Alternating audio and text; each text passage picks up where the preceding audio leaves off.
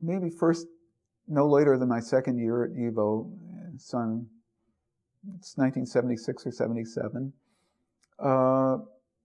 at the suggestion of Irving Howe,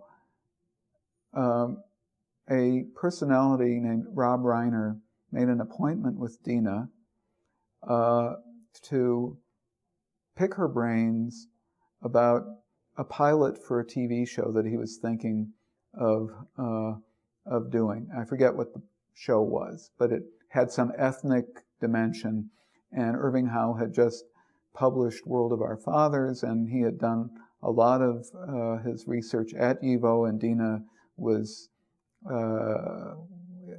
very much, he acknowledged her with great enthusiasm in his acknowledgments. So Irving Howe said to Rob Reiner presumably had a copy of World of Our Fathers,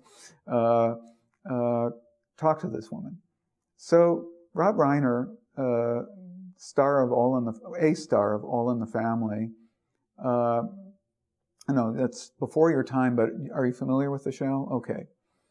So he's bald, but in the show he had longish hair, but he's bald. But people recognized him. There was a whole buzz going around the reading room because her desk was in the public place in the reading room, and people, look at it, who is, and even Malka Herbstman, the Chernovitz-born woman with a wig on her head from Borough Park, knew who this was.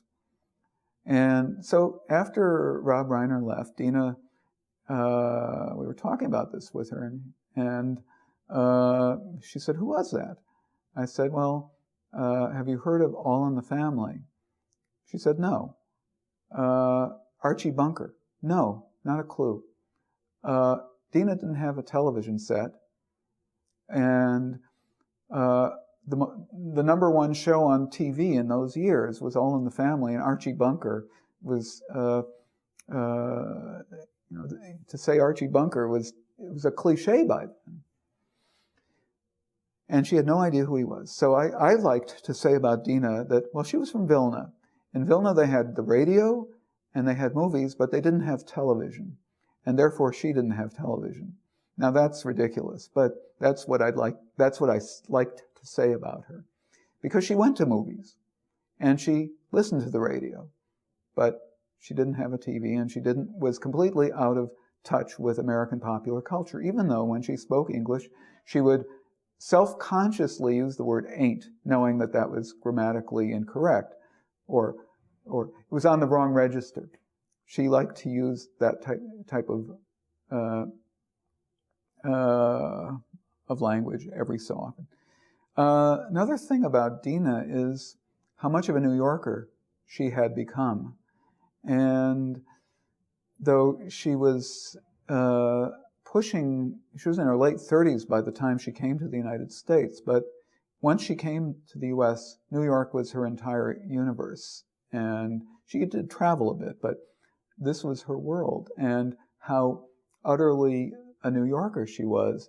And just as when the obituaries ran for Isaac Bashevis Singer, it was all about Isaac Bashevis Singer, this fixture of the Upper West Side of Manhattan. Anyway, Dina, this is not an anecdote. It's just sort of an atmosphere I could convey about this person.